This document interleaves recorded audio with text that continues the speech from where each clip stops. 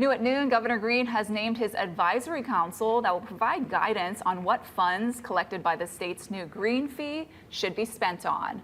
The money comes from a 0.75% increase in the transient accommodations tax for hotels, vacation rentals, and cruise ships, and is projected to generate about $100 million a year for climate resilience and sustainable tourism projects.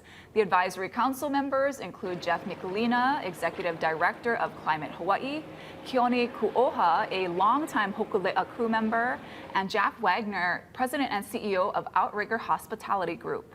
For a full list of the council, head to our website.